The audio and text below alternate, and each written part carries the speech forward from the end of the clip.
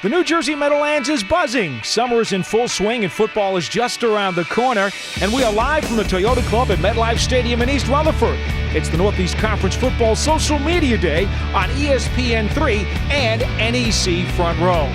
Hello again, everybody. Paul Dottino and Kevin Gilbride, two-time Super Bowl championship coach, as we bring you another exciting season of Northeast Conference football. And Kevin, we're coming off a bit of history last year with Central Connecticut State going undefeated in the league.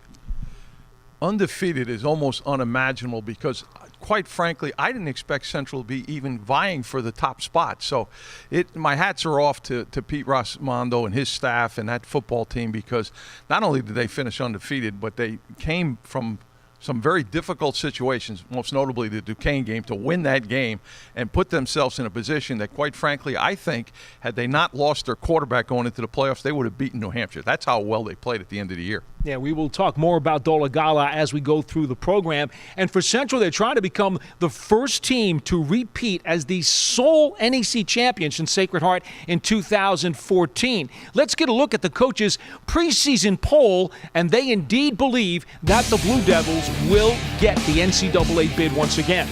No, you look at Central Connecticut, the thing that impresses me is the first year I got in 3 years ago, the line disparity, the sizes of the lines of the Duquesnes and the St. Francis's and even the Wagners to a point was so much different, so much superior to a Central Connecticut that I would have thought Central Connecticut had no chance. Now you look at them, they match up, which gives their skilled guys a chance to compete and win. You know, I know we bust on the coaches all the time and we say that they don't always know everything. Well, they've picked the top four preseason poll favorites, well, exactly the way the top four finished at the end of last year. How about that? Clairvoyant? They're getting paid off? What's going on here? You don't expect that. But I think that what that shows is they've got a pretty good command of exactly who and where the strengths of these, particular teams are. It's not a big conference. There's only 7 teams in it that are playing football. So you get a pretty good chance to see who's going to play well, barring injury. I think you got a pretty good sense of who the toughest competition is going to be. Well, one thing we know for sure, this league over the years has really developed a lot of offensive players. The skill position players have really been off the charts in recent years. It will be no different this season. Let's get a look at the preseason all-conference team on offense. And my goodness, there's a lot of explosive players. And we start off with Jacob Dolegala, the quarterback from CCSU.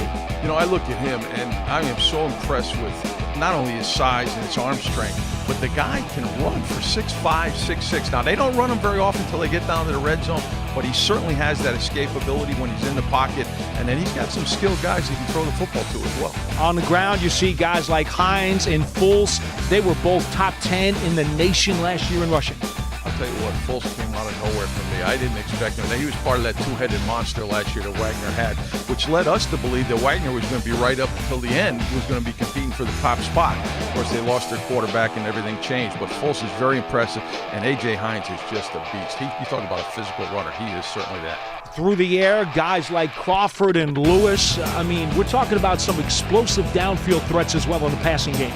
What did Crawford? It led the country in touchdowns. So, I mean, that is really, really impressive. He just has a nose for the end zone. And, of course, I think Cameron Lewis has a chance to make it in the National Football League. He's got the size and strength that you don't usually see. He's got just enough speed.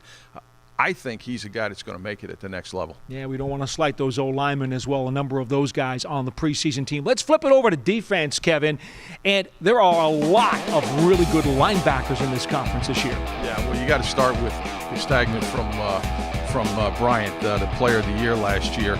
They've got 10 out of 11 guys coming back, so they're going to be much, much improved on the defensive side. But there's some very talented players. They run very well. They got some size up front. So I think it's these offenses, as talented as they are going to be hard-pressed to be as successful as they think they're going to be next fall. And every once in a while, an offensive coordinator gets some gray hairs. Hint, hint, hint. When one of those linebackers comes on a blitz, Quentin Hampton, one of the guys we saw a little while ago from Wagner, gets after it, and there are some good guys in the secondary as well trying to make some picks. Oh, there's no question. And these defensive coaches do a terrific job of designing those schemes and make your, as you say, your hair turn white on occasion. You better check your whole card in terms of protections, because these guys are going to challenge you on every single down.